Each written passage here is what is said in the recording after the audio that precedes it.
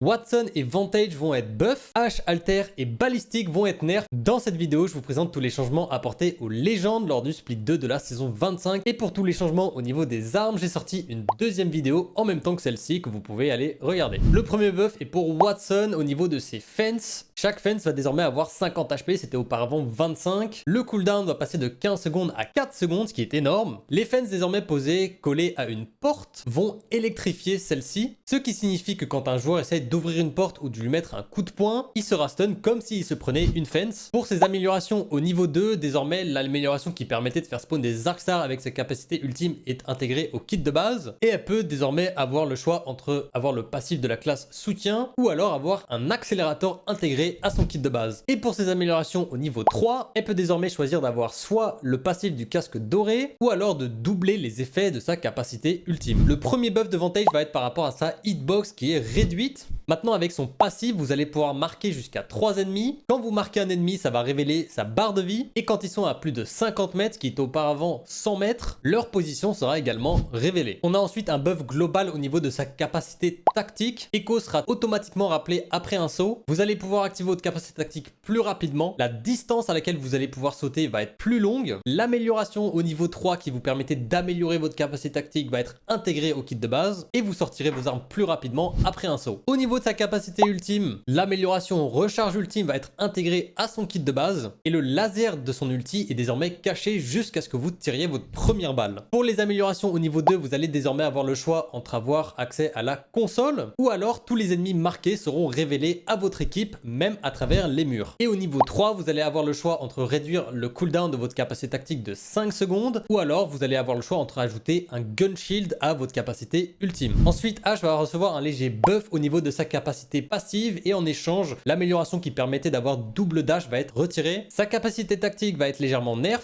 Les améliorations au niveau 2 vont être passées au niveau 3 et elle a une nouvelle amélioration au niveau 2 qui lui permet de récupérer des HP quand elle récupère un knock. Ensuite, un très léger nerf au niveau d'Alter. Le message d'alerte comme quoi des ennemis prennent votre portail ne s'affichera seulement 3,5 secondes avant leur sortie du portail, tandis que c'était 5 secondes auparavant. On a également un très léger nerf de Ballistic au niveau des dégâts de sa capacité tactique et l'amélioration au niveau 3 lui permettant d'avoir double charge de sa capacité tactique va être déplacée au niveau 2. Conduit va encore avoir un léger buff. Le délai de rechargement après avoir pris des dégâts de sa capacité tactique va passer de 2 secondes à 1 seconde et Mirage va être légèrement buff pour que ses clones soient plus fidèles à l'original. Faites-moi savoir ce que vous pensez de tous ces changements apportés au niveau des légendes. N'oubliez pas de like la vidéo, de la partager et surtout de vous abonner pour plus de contenu sur l'actualité, du contenu à haut niveau et du contenu éducatif sur Apex Legends. Ça me soutient énormément. Merci à vous et on se retrouve très bientôt pour une nouvelle vidéo.